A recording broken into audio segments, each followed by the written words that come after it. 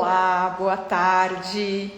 É com muita alegria que damos início a mais uma live. Vamos pedindo, agradecendo as pessoas que estão entrando, que estão aqui conosco nessa live. O objetivo de hoje é apresentar a mais nova integrante do Instituto de Desenvolvimento Infantil. Foi uma grande conquista para nós, a aquisição da Rita Galante. Eu vou pedir para ela se apresentar. A Rita é psicomotricista e vai se apresentar e vai dizer para nós o que é psicomotricidade. Rita, seja bem-vinda. Olá, boa tarde. Eu queria agradecer, em primeiro lugar, o convite, a oportunidade. Eu sou muito grata. Eu sou uma pessoa que se emociona, tá, gente? Então, em algum momento, se eu começar a ficar com a voz embargada, vai dar tudo certo. Então, eu venho de uma trajetória desde criança, sempre dancei. E eu acho que as minhas aprendizagens, elas sempre foram pautadas na aprendizagem corporal.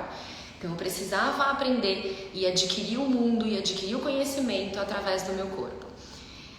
Isso foi ao longo da minha vida. Com 17 anos eu continuava dançando, mas aí fui prestar vestibular, fiz direito, tive uma carreira como advogada durante 3 anos, me vi extremamente infeliz e aí eu falei, não é isso que eu quero, eu vou fazer o que eu sempre quis. Então eu fui fazer dança e na dança eu tinha esse questionamento, por que eu aprendia tão facilmente pelo movimento e por que eu não conseguia, por que o processo de aprendizagem para mim era tão difícil da forma que a educação formal me apresentava. Então eu tive que criar vários mecanismos durante a minha trajetória escolar para entender como que eu conseguia aprender. Eu acho que a dança me ajudou muito nisso. Então na dança eu fui procurar esses saberes. E aí a partir daí eu tive encontro com a psicomotricidade e aí eu falei, tá aqui a resposta para aquilo que eu fazia de forma intuitiva, e não que o intuitivo seja algo que é ruim, não, porque o intuitivo está ligado a todos os nossos saberes sensoriais, mas eu fui conseguir ter o contato com os embasamentos científicos para fundamentar como que eu conseguiria criar os caminhos para as aprendizagens dos diversos corpos. E o que você viu, Rita, de tão interessante, de tão impressionante que te fez estudar a psicomotricidade? O que é a psicomotricidade? O que te encantou na ciência? Tá, então vou fazer uma definição aqui, A psicomotricidade ela é uma neurociência que ela faz a conexão entre saúde e educação. Mas ela é uma neurociência que busca desenvolver o integral do indivíduo dentro dos eixos cognitivo, afetivo e motor. Então, quando a gente pensa numa aprendizagem que é integral, a gente precisa pensar como que eu estou trabalhando as habilidades cognitivas combinadas com as afetivas e as motoras, para que a gente tenha uma abordagem muito mais ampla para constituir essa noção de corpo do ser. Nas várias etapas de desenvolvimento. Então a psicomotricidade é só para criança? Não. No processo de retrogênese, a gente também pode entrar com a psicomotricidade para aquelas habilidades que já foram adquiridas durante a questão do desenvolvimento, para que ela não seja perdida nessa fase de envelhecimento. Então, tem de vários tipos de atuações. E a gente tem uma falsa crença, de que psicomotricidade é para criança em fase escolar, para crianças que têm dificuldades escolares, Isso é verdade? Isso também é verdade, As crianças que têm dificuldades de aprendizagens, a gente entra com diversos tipos de intervenções que vão possibilitar com que essa aprendizagem seja potencializada, ela seja desenvolvida. Então, uma criança que tem um TDAH, um transtorno de déficit de atenção e hiperatividade, como que a gente mapeia, a partir de vários profissionais que vão olhar para essa criança, desde o diagnóstico até um trabalho consciente com a escola, para que a gente desenvolva né, essas habilidades. Então, sim, ela tá dentro do âmbito escolar, mas ela tá em outros lugares também. Transcende, né? Isso, ela transcende, né? Ela vai além, ela transborda além do âmbito da escola, né? Talvez exista esse pensamento porque o período que a gente fica na escola é muito comprido, né? É muito grande. E ali a gente adquire todas as nossas... É a nossa célula, segunda célula social, né? Sim, nossa primeira sim. célula social é a família e a segunda é a escola. Então ali a gente vai aprender a como atuar no mundo além do que a gente está em família. Então pode ser por conta disso. Mas para crianças que têm grafomotricidade também, né? Para transtornos, outros tipos de transtornos também é o aplicado. Agora eu queria um pouco explicar para vocês como foi a trajetória até conseguir encontrar a Rita, né? E trazê-la aqui para o Instituto, né? Por que, né, nós fomos em busca de uma psicomotricista, né?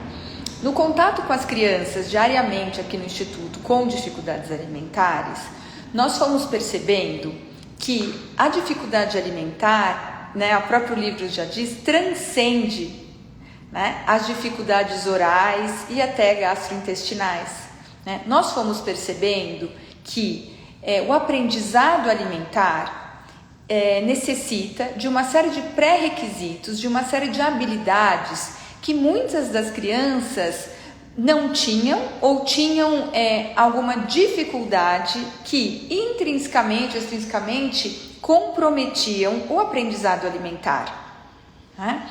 Crianças extremamente rígidas, com inflexibilidade cognitiva, crianças sem ritmo para comer, né? Crianças que não conseguiam muitas vezes manter a atenção, né? E sempre, né, desde a época que eu fui para os Estados Unidos e comecei a ter contato maior com essas crianças, eu lembro da Suzane, ela falava que é do corpo, né, pela vivência do corpo faz diferente, né?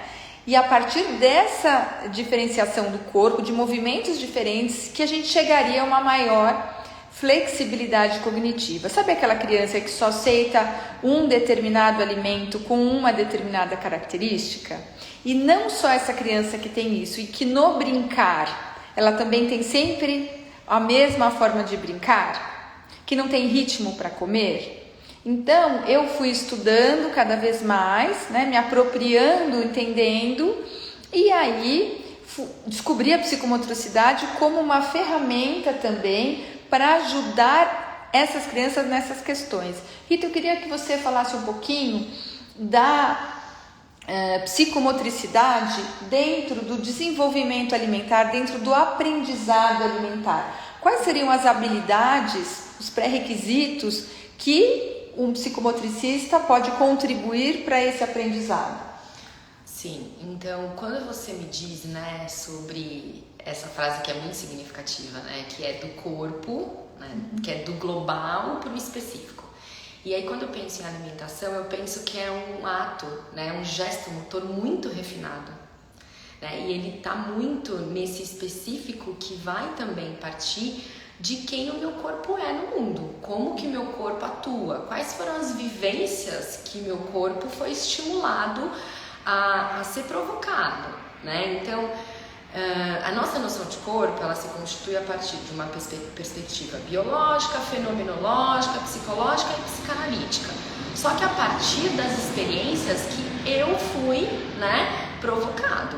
Então, vamos lá. Suporte tônico, que é permanecer aqui, equilibrado, sem ter que pensar que eu tô equilibrado, né? Porque quem faz essa função é o cerebelo, que tá lá na primeira unidade neurofuncional, né? Então tá aqui, cerebelo, bulbo e ponte. Então o cerebelo regula o meu suporte tônico, que é a primeira área psicomotora, que é a tonicidade.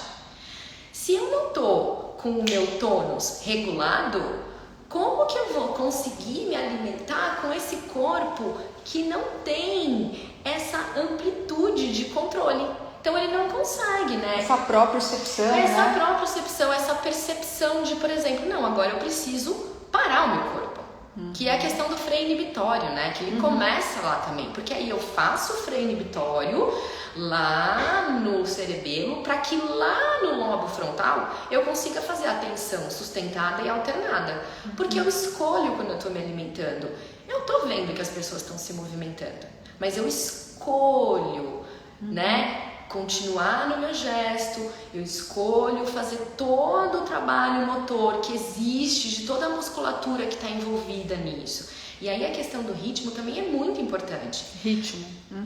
Porque aí a gente tem um ritmo, né? A gente tem um ritmo para tudo, né? A gente tem um ritmo universal, Sim. que é noite e dia. Né? A gente tem um ritmo universal de translação, rotação. A gente precisa ter um ritmo para tudo, que é a nossa noção de relação espaço-tempo. Como que a gente relaciona com esse espaço nesse tempo? Então, se eu tô aqui me alimentando e eu faço pausas, mas de quanto tempo é essa pausa? Né? E essa pausa dura para eu, de repente, largar o meu corpo e ou fazer... me distrair, ou querer sair, querer parar de comer. Exatamente, né? E usar, de repente, lembrei de um assunto que não tinha nada a ver, aí traz, aí distrai, aí perde o interesse, aí a comida esfriou, aí, né, acontece um monte de outras dinâmicas.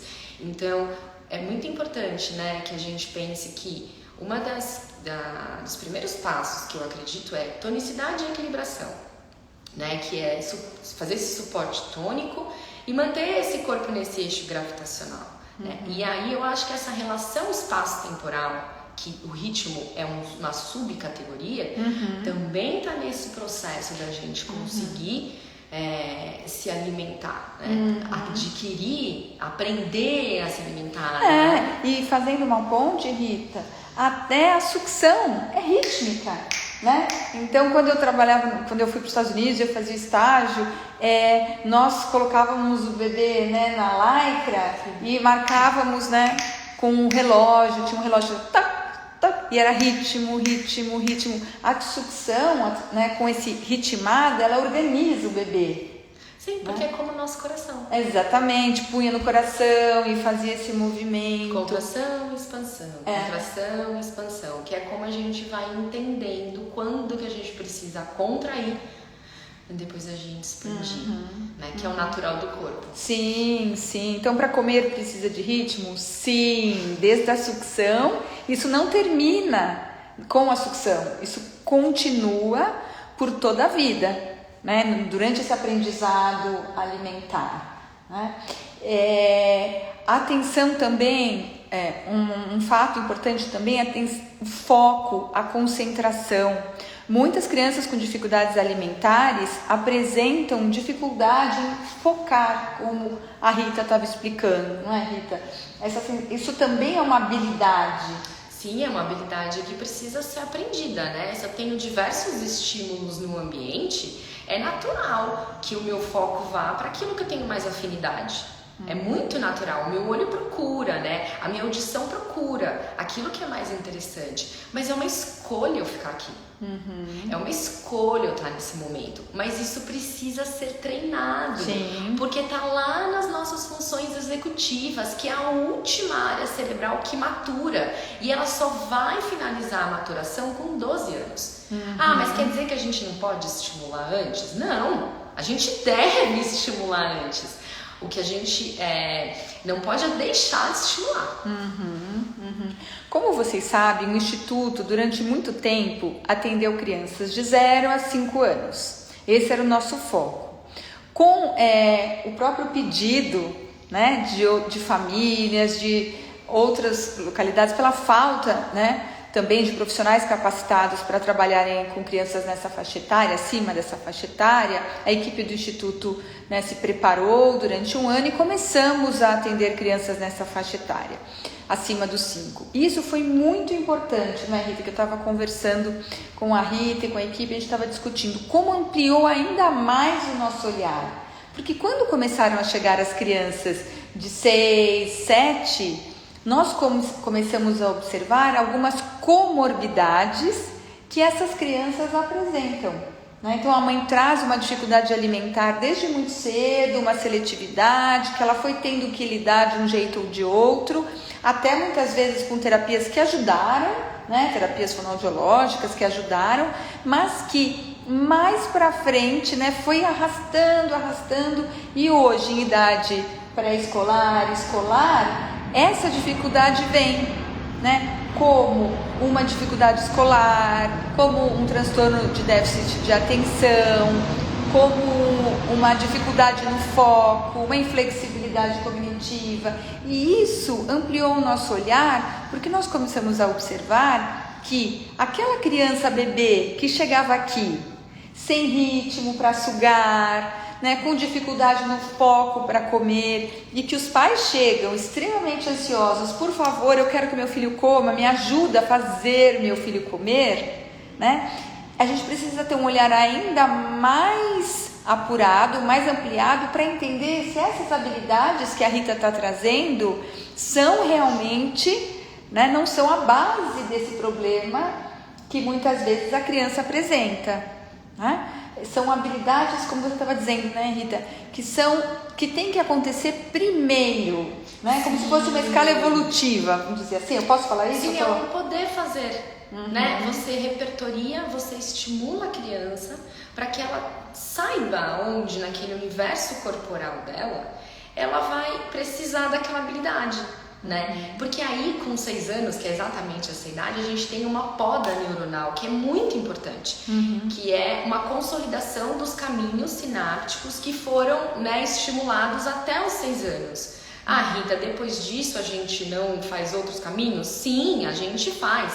Mas se a gente perde a possibilidade de estimular nesse período que vai muito, né, do 0 até os 6 anos, a gente perde esse momento que é a maior aprendizagem que um corpo vai ter, porque olha tudo que a gente aprende até os 6 anos. Nossa! A gente aprende milhões de coisas, a gente estabelece linguagem, a gente sai do rolar, a gente verticaliza, a gente se relaciona com o mundo, a gente começa a fazer as escolhas, a gente consolida, a gente começa a ter indícios da nossa personalidade.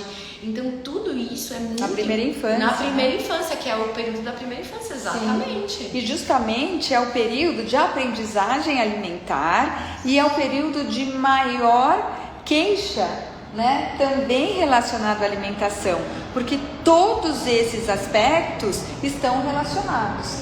E nós temos agora, ainda mais, pelo que aconteceu no mundo, a pandemia, né, contribuiu negativamente também para o desenvolvimento das crianças, não é, Rita? Neste aprendizado, né? E o quanto, Rita, explica pra gente, esse motor global vai impactar até no aprendizado alimentar, nas vivências que a criança vai ter. Qual é essa conexão, Rita? Você consegue dizer pra gente? A primeira coisa que eu penso na questão do isolamento e da pandemia que a gente teve, além do afetivo, né, que foi um momento de muito estresse, instabilidade, saber o que ia ser. Porque se a gente não tem vínculo afetivo, se a gente não tem o mínimo de um terreno sem ansiedade, como que a aprendizagem vai ser garantida, né? Eu penso muito na restrição espacial. Então, essas crianças restritas, né? E não que seja ruim a gente conviver com a família, não é isso. Mas como eu já disse, a família é a nossa primeira célula. A gente precisa ir para o mundo para a gente regular também. A gente se modula através das relações que a gente constrói. E o ambiente, né, o contexto, o espaço físico faz parte dessa estimulação. Então, de repente, eu tinha uma criança que ela ia todos os dias para a escola e lá ela corria, ela saltava, ela brincava de pega-pega com um amigo, ela pulava corda. E aí ela foi para um apartamento de 50 metros quadrados e ficou confinada. E ela tinha 50 metros quadrados para explorar o corpo dela. O quanto a gente deixou de estimular esse corpo enquanto possibilidades motoras, relacionais, afetivas, cognitivas também, porque a gente percebe o mundo, né? A gente faz a nossa cognição a partir dos nossos sentidos, né? Os nossos sentidos vão trazer as informações, aí a gente faz a regulação, a gente mapeia e a gente transforma isso num conhecimento. Mas se o meu conhecimento está restrito a um lugar, como que eu olho para o mundo de outro jeito? E as máscaras, então, que mudaram toda a questão do olfato. E eu não sei você, mas a primeira vez que eu fui ao supermercado com a máscara, eu fiquei com tontura. Olha, interessante. Meus sentidos ficaram bagunçados. Então imagina para uma criança que cresceu com a máscara. Que cresceu com a máscara, que está olfativa, que está aprendendo a enxergar o mundo, começou desse jeito, né? Nesse processo. Então tem muitas coisas que a gente ainda vai ter que trabalhar em cima dessa aprendizagem que ficou com essa lacuna de desenvolvimento. E aí, quando uma mãe chega aqui, quando um pai chega aqui e fala, meu filho só aceita determinado alimento, ele não quer mudar, ele não aceita nada novo, né? Então, nós temos que ter um olhar muito para além dessa queixa. Eu acho que dentro da dificuldade alimentar, o nosso maior desafio é um bom diagnóstico, e entender aquela queixa alimentar como a ponta de um iceberg, e que nem toda criança é igual. Então, nem toda criança tem uma questão gastrointestinal, nem toda criança tem uma questão sensorial, nem toda criança tem uma questão motor-oral, Existem especificidades daquela família, daquele ambiente, quais foram as experiências que aquela criança viveu. Então, uma criança que ficou numa UTI neonatal, como ela percebeu o corpo dela, não é, Rita?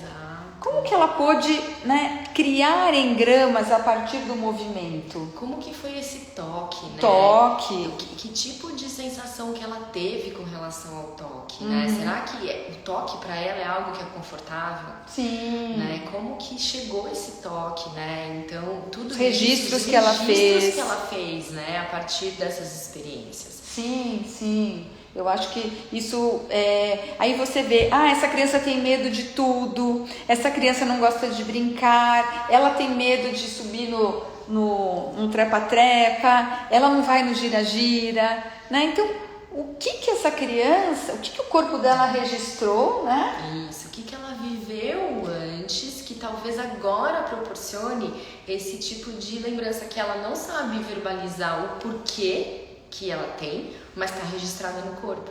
E como a psicomotricidade pode ajudar essas crianças com dificuldades alimentares que apresentam essa limitação da percepção corporal? Como que a psicomotricidade atua exatamente com essas crianças que têm esses desafios de inflexibilidade, de ritmo? Principalmente eu penso, como você disse, muito bem dito, nenhuma criança é igual. Sim, claro. Não tem, os contextos são completamente diferentes. Então, quando a gente pensa num trabalho em psicomotricidade, a primeira coisa é olhar para essa criança e entender o que está além, daquilo que é o dito. O que está registrado no corpo dela.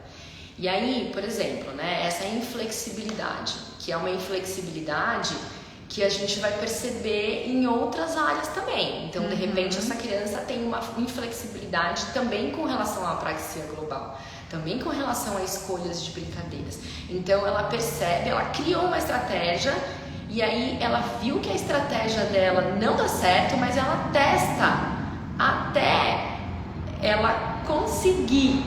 E aí, ali, como psicomotricista, o meu trabalho é provocar no sentido de, mas e se você tentasse tal coisa? E se você fosse por esse caminho? E se o seu corpo, transpusesse esse obstáculo desse jeito? Porque aí o que acontece? Quando a gente consegue fazer uma flexibilização no global, o nosso cérebro faz todo um rearranjo de conexões neuronais e faz opa!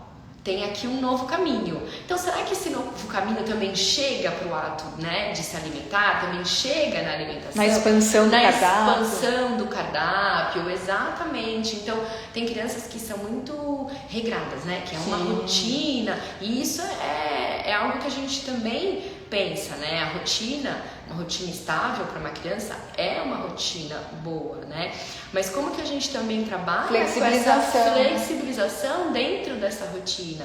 Porque aí ela vai começar a entender que em outras áreas, várias áreas, em diversos contextos, ela também pode flexibilizar. Porque o intuito é que a gente faça uma transposição da situação, por exemplo, da brincadeira para a vida real. Então, hoje o que você viveu aqui nessa brincadeira foi isso, isso e isso. E lá fora, como que a gente faz isso? Em que momento? né? E aí... De acordo com a capacidade cognitiva da criança, essa linguagem da Rita vai sendo, obviamente, né? Exatamente, adequada. E ajudando também, quando nós temos uma equipe, né? Transpondo também esse conhecimento para as terapeutas, né? Para os fonoaudiólogos, para as nutricionistas, para a integração sensorial também. Eu acho que um trabalho não anula o outro, mas eles se complementam, né? E isso vai ajudando num todo. Então, essa possibilidade de criar, né? E o mais fantástico, né? Entender que é o corpo, através das nossas experiências, das nossas vivências, que esses registros vão sendo realizados. Mastigação, por exemplo, é uma queixa muito frequente. Meu filho não mastiga, meu filho não consegue mastigar, né? Não aceita alimentos mais fibrosos, alimentos com mais desafios em termos de textura. Muitas vezes, quando nós avaliamos essa criança, ela até morde, tem força mastigatória, mas quando o alimento, ela não tem ritmo para mastigar. Ela morde, não sabe o que faz, né? Ou ela cospe. Tem crianças que às vezes fazem assim, joga o alimento para um lado, para esse lado. Ela precisa do próprio corpo para direcionar o alimento, né? Então, isso também tem a ver, não é, Rita, com uma praxis global, não é? Sim, tem a Às vezes não, como a mastigação, só complementando, como a mastigação é um ato motor, né, e é aprendido, tem toda a relação com o todo. Então, o que a gente tem que olhar, por exemplo, numa criança que tem um desafio para mastigar, que é uma criança que tem você percebe, né, uma praxis mais prejudicada. O que é importante e qual é a relação que você faria disso com o próprio corpo e como a psicomotricidade pode agregar num caso como esse? Pensando nisso, eu fico pensando em tudo que a gente faz com dissociação e ritmo. Então, quando a gente anda, a gente emprega um ritmo, né? De acordo com o que é necessário e adequando aos solos diferentes.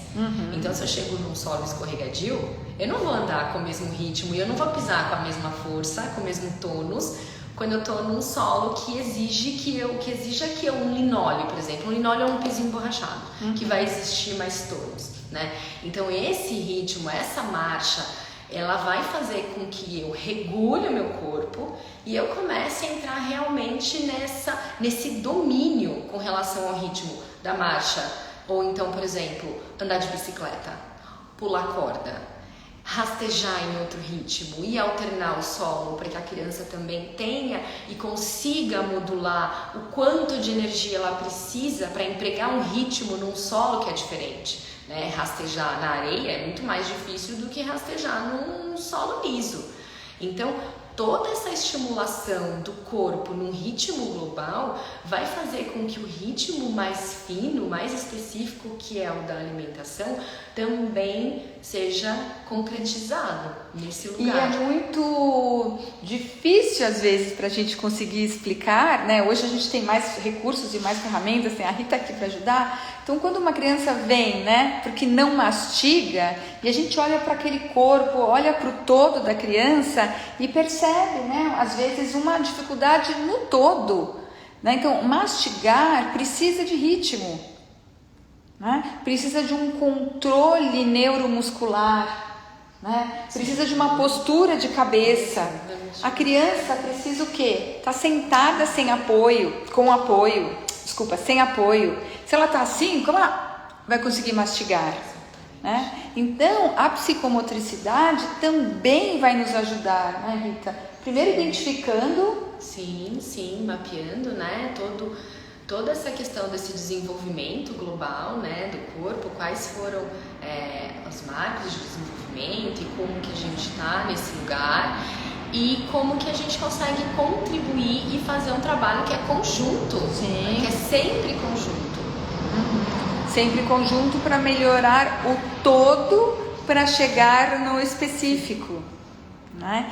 E entender, eu acho que assim, a vivência nesses quase 10 anos atendendo crianças com dificuldades alimentares, né, possibilitou também que nós compreendêssemos, né, o quão é complexo o ato de comer, né, quanto ele tem muitas conexões com outros aspectos, né? Então, recentemente nós pegamos um bebê de 10 meses que está com uma recusa alimentar muito importante. Nós vimos esse bebê juntas, mas é um bebê que ainda não senta sem apoio, né? É um bebê que tem um tônus rebaixado, é um bebê prematuro, né? Que está se desenvolvendo e teve esse atraso neuromotor, né? E como que eu posso falar, não está evoluindo na textura dos alimentos, né? Sim. Mas é uma criança que ainda está com todo um atraso motor, ela ainda não engatinha, ela não percebe o corpo dela ainda, ela não faz rolamento, ela não faz o rolamento, né, com dissociação dos eixos corporais. Então tem movimentos que são repertório, sim, né, que eles vão ser um repertório para conseguir desenvolver o ato, né, da mastigação, de toda a questão alimentar. Da movimentação da língua. Sim. A língua é um órgão que está conectado com o corpo. Então, muitas vezes, o exercício isolado da movimentação da língua, ele vai ser importante, mas não é só ele. Porque são aqueles casos, Rita, que os pacientes chegam aqui e falam: ele faz exercício com a língua, ele lateraliza. Hoje mesmo uma mãe contou pra mim: coloca um M&M aqui, né? Coloca um confetezinho em cima da língua, vai com a língua pra fora, vai com a língua pra dentro, mas ele não mastiga. Então, muitas vezes, o isolado, né, não está conectado com o global. Então, se uma criança tem um tônus rebaixado, faz exercício para a língua, né? Como que está essa postura do hioide, né, desse osso aqui do pescoço? Como está aqui a dissociação do movimento do pescoço? Esse bebê, por exemplo, ele tinha muita dificuldade em dissociar os movimentos, né? Sim, e de entender, acho que começar a se entender um pouco nas partes específicas, né? E aí eu fiquei pensando agora também, como que a gente também se alimenta com esse tônus corporal se a minha respiração também não tá favorecida, né? Sim. Eu tô com o osso externo projetado para baixo, eu tô fechando a minha caixa torácica, não tô dando espaço pro diafragma. Então eu preciso fazer esse suporte para eu também regular o ritmo da minha respiração, porque também está relacionado com tudo isso, né? Então eu tava pensando sobre isso. Super! E lembrar que às vezes fala assim, o ritmo é da sucção, da respiração e da deglutição. Não é só sucção, eu tenho que... Qual é o maior desafio dos bebês prematuros muitas vezes? É essa coordenação. Sim. Né? Que às vezes vai mais ou menos, vai que vai, só que lá na frente essa dificuldade pode vir de um outro modo pela pouca vivência e pela pouca experiência que esse bebê teve, não é? Então acho que nesse sentido... Sim, faz todo sentido para mim. O domínio do corpo, a percepção corporal. Então quando às vezes a criança tem dificuldade, coloca o alimento na boca, não sabe como mover esse alimento, tem uma dificuldade na percepção sensorial, sim, que dificulta o ato motor, mas como ela se percebe? Exato. Né? Às vezes tem um objeto aqui, a gente coloca, né? A criança nem sentiu, nem né? sentiu, né? Então, essa boca está conectada com esse todo. Exato. E muitas vezes, né, Rita, para chegar na boca tem que ir pelo corpo. Sim, tem que passar pelo corpo, porque aí esse lugar da textura, né? Se eu coloco aqui uma textura na criança e ela não tá sentindo que é uma textura áspera, que tem algo ali, então ela nem se incomoda, né, com a textura, né? Ainda mais no tato, né, que é o nosso maior sentido, né, porque ele ocupa o corpo inteiro. Então a gente precisa investigar, então o que está acontecendo, quais são as texturas que ela reconhece. Então ela reconhece quente, ela reconhece frio, né, dentro das temperaturas e das texturas, ir para esse lugar também, porque eu acho que é importante a gente conseguir entender aonde que a gente está nessa percepção corporal mesmo, né? Bom, eu fico maravilhada, né? Porque eu vejo assim o quanto trabalho com essas crianças com dificuldades alimentares me possibilitou, primeiro, né, ampliar o meu olhar, eu sempre falo isso, né, e entender o ser como um ser integral, porque mesmo já com tantos anos de experiência, quando eu comecei a atender essas crianças, eu comecei a olhar que, nossa, né, tem algo por trás, anterior, né, que precisa ser olhado, e que se eu ajudar essa criança aqui pontualmente a aumentar o cardápio, a comer mais, ótimo, mas isso faz parte do desenvolvimento dela. E se eu puder, de alguma maneira, contribuir, né? Ela chegou na minha mão, numa fonoaudióloga, né? E eu percebo esse desafio, eu não tenho hoje como não dizer. E não tenho hoje como não referir para alguém que tem essa capacidade também de me ajudar, né, nessa identificação. É muito precioso, né, ainda quando o bebê chega pra gente e o fonoaudiólogo tem essa capacidade, né, de olhar esse todo e poder contar com uma equipe que tenha um olhar que vá, né, da base para o todo, né? Quantas crianças, Rita, que chegam aqui que têm a inflexibilidade cognitiva, crianças que têm a função executiva, né, que é essa função do córtex pré-frontal, com muitos desafios, não é? Sim. E eu acho que a gente só consegue fazer isso quando a gente está em equipe mesmo. Sim. E discutindo, porque um olhar completa o olhar do outro, né? Então, às vezes, um gesto simples da criança que você fala, não, mas você viu aquela hora, aquele gesto? E como que a gente conversa, né? E alinha aquilo que é o melhor para aquele desenvolvimento. Né? Então é muito, eu não sei, é muito emocionante mesmo a gente poder contribuir assim positivamente. E a Rita especificamente utiliza, acho que a psicomotricidade, né, também usa ferramentas lúdicas, claro, nós estamos falando com crianças, o universo, sim, mas a Rita em especial, ela usa muito as artes. Sim. Né? Como um todo. Explica um pouquinho pra gente, Rita, como você conseguiu, né, até pela sua formação, você é uma bailarina, você, né, trabalhou com teatro, tudo. Como você conseguiu ampliar ainda mais a sua atuação com essas crianças, trazendo a arte para o universo da psicomotricidade? Tá, então vamos lá. Lá no começo eu falei sobre a minha aprendizagem, né, que a minha aprendizagem é corporal.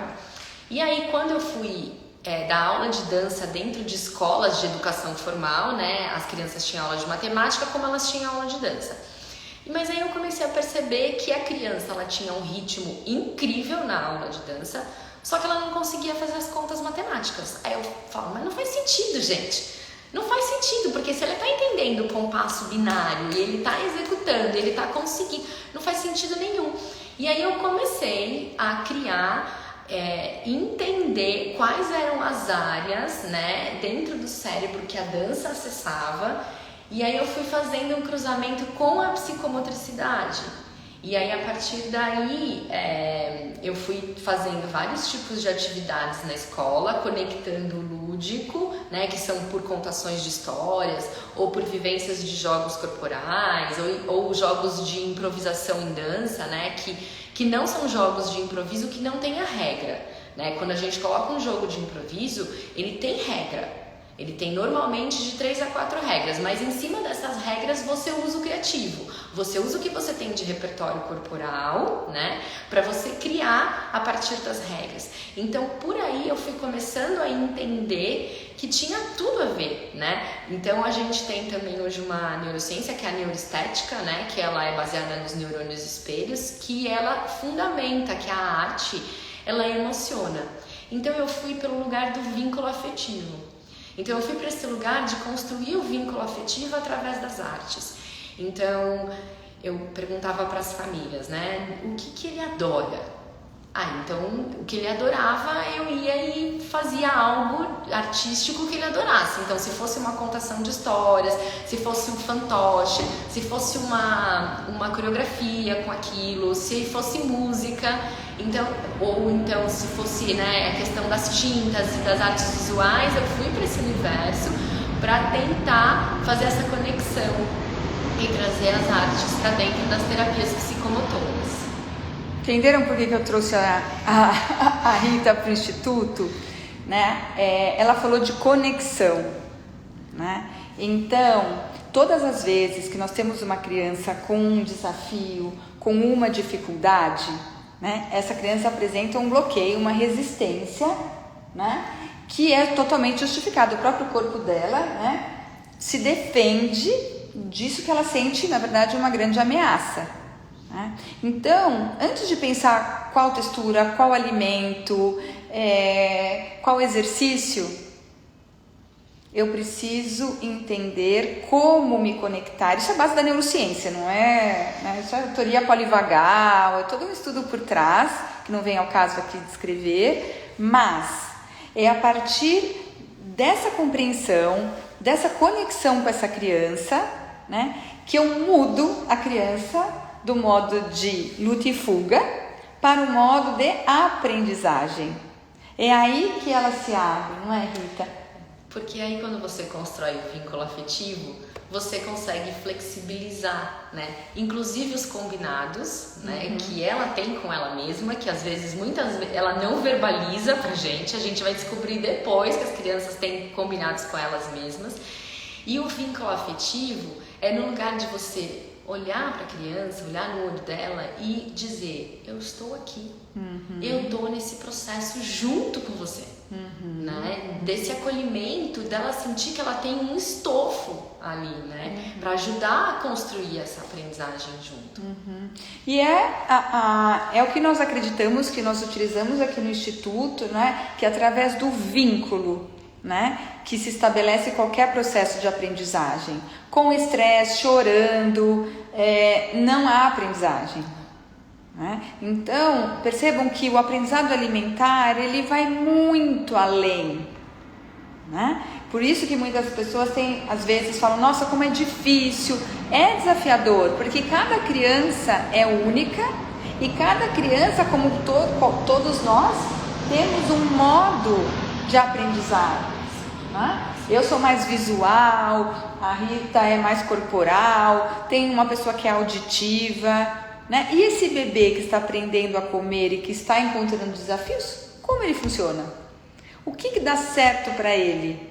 Não é, Rita? O que deixa ele mais relaxado? O que o torna mais motivado?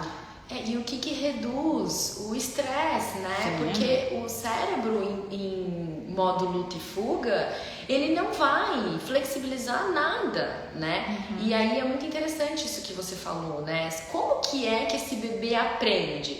E ele vai começar a dar indícios, porque o Gardner fez, né, as múltiplas inteligências, então a gente tem vários tipos de inteligências, e a gente, enquanto adulto, a gente precisa apurar o nosso olhar para entender. De repente esse bebê é mais musical, de repente esse bebê é mais visual, de repente ele é interpessoal, ele precisa ficar aqui no olhar, né? Então tem todo esse desafio que a gente se coloca também, né? Para essa observação, para esse olhar muito bem apurado. Sim, refinado, sempre com muito amor, que é o principal ingrediente, né? A conexão se dá, né, por essa abertura, por esse amor que nós criamos. Então, é por isso, né, que nós estamos, né, trazendo, o Instituto acredita nisso, isso é a nossa base, nosso fundamento.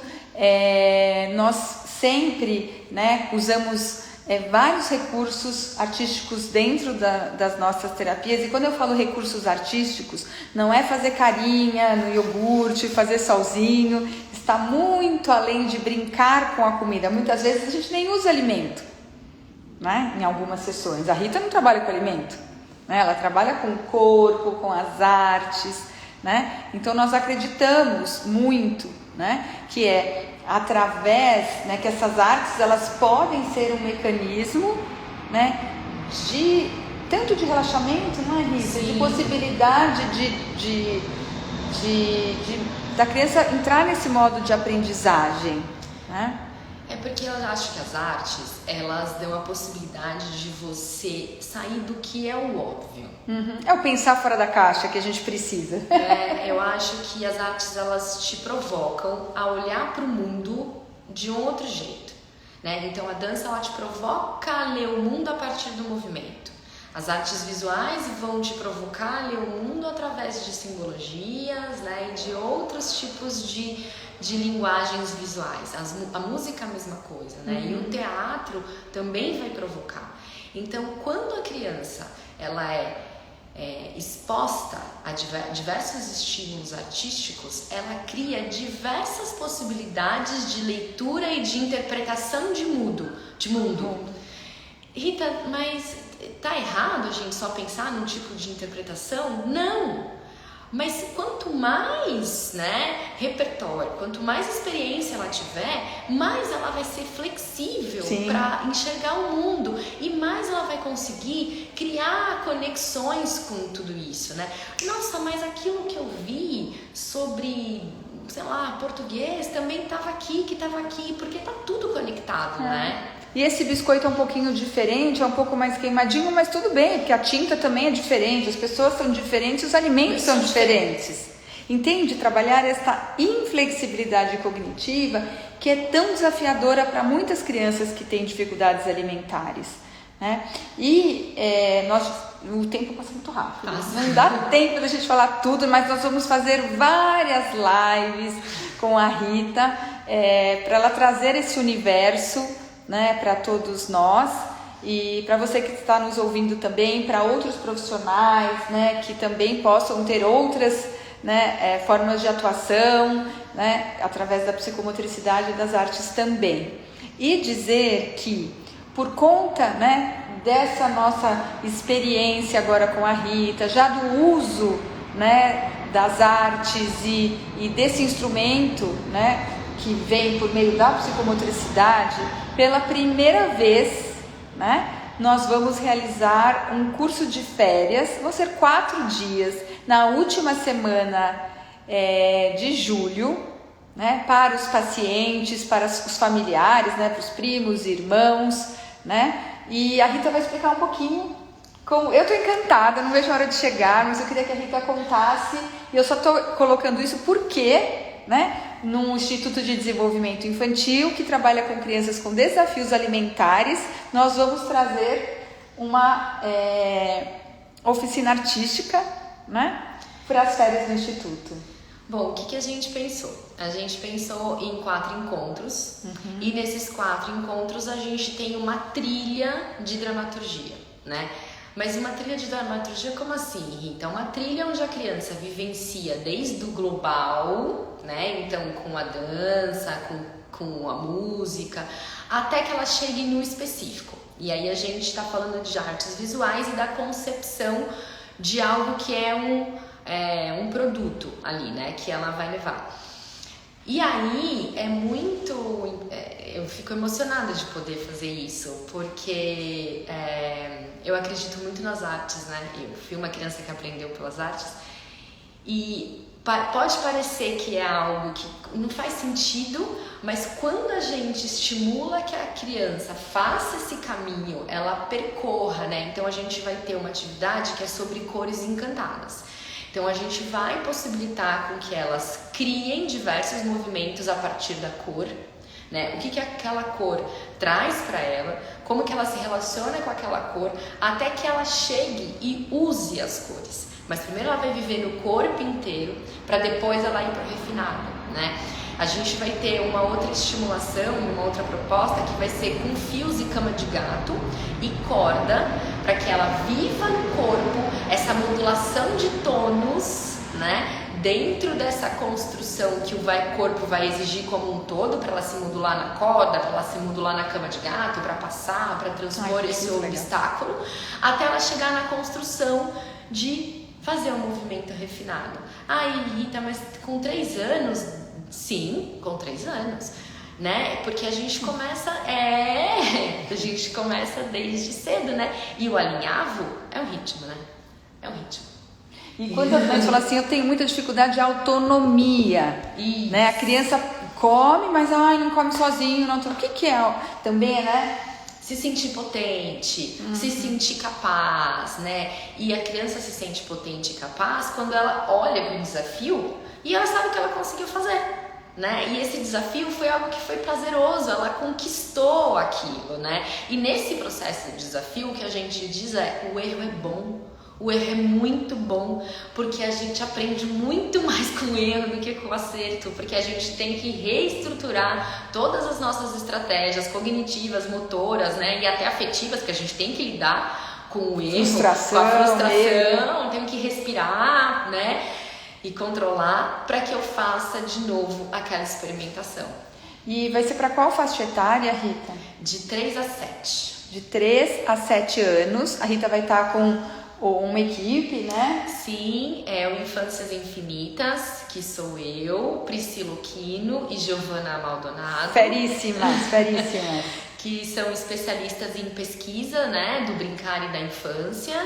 E acho que vai ser incrível. Para ex-pacientes, estou vendo que estão entrando vários pais de ex-pacientes, para pacientes, né, irmãos, primos. Será então do dia 25, 26, 27 e 28 de julho, das 3, né, às 5, das 15 às 17. Sim, 2 horas. 2 horas por dia. Se você não conseguir participar todos os dias, pode participar um dia, 2 dias. O bacana é a semana, porque vai ter também uma parte que eu acredito que seja muito importante, que é o grupo. O grupo é muito transformador. Nós fizemos recentemente uma oficina culinária, nós vamos também ter oficinas culinárias em julho.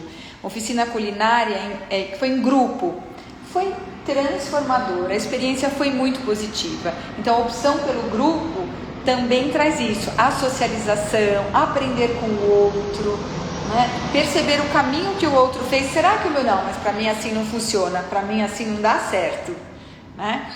Então, tudo isso para potencializar também o aprendizado alimentar, o integral da criança, que é o que nós acreditamos, né?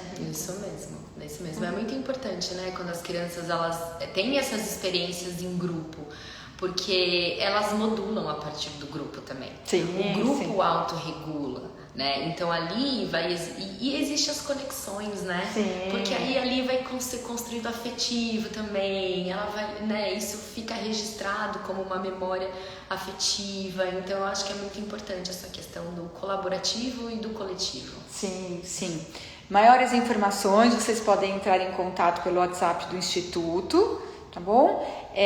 Pelo nosso e-mail, contato@institutoinfantil.com.br, pelos nossos telefones.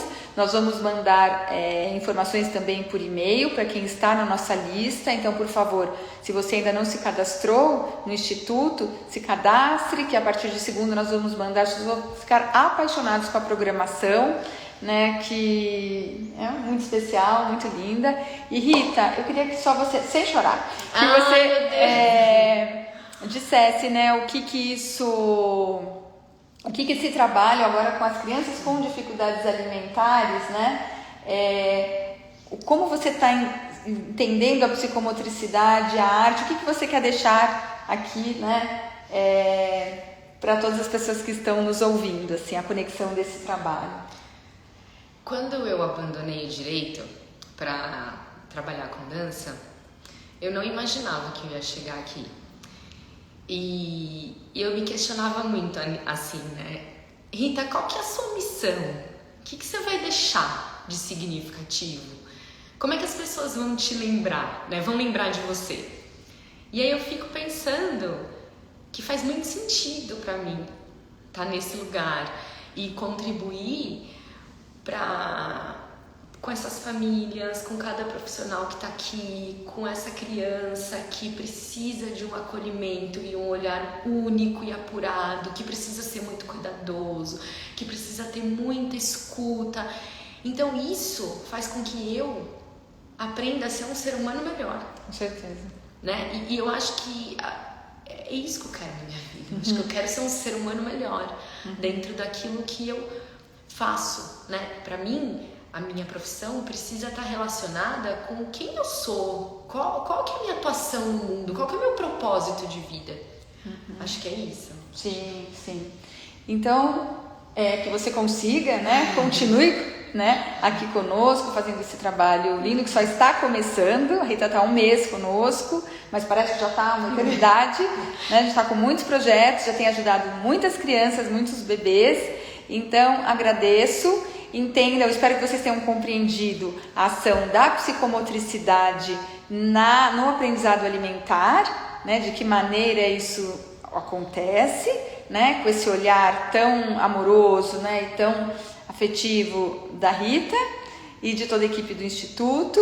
Então eu agradeço, peço que vocês, quem puder, compartilhe essa live, né, para outras pessoas que possam se beneficiar com esse conteúdo, né, que possam compreender, às vezes uma pessoa que está passando por uma dificuldade, que está querendo que a criança mastigue, que está nervosa porque a criança não evolui com a textura, se ela conseguir de repente ouvir essa live, começar a observar o filho dela na totalidade, nós já ganhamos o nosso dia, a nossa hora, tá bom? Os interessados pela nossa oficina de férias, entrem em contato aqui com o Instituto, pelas nossas redes sociais, pelo WhatsApp, pelo e-mail, que em breve também mandaremos mais informações, tá bom? Muito obrigada. Muito obrigada, Rita, foi incrível, um prazer. Tchau, pessoal. Obrigada. Obrigada.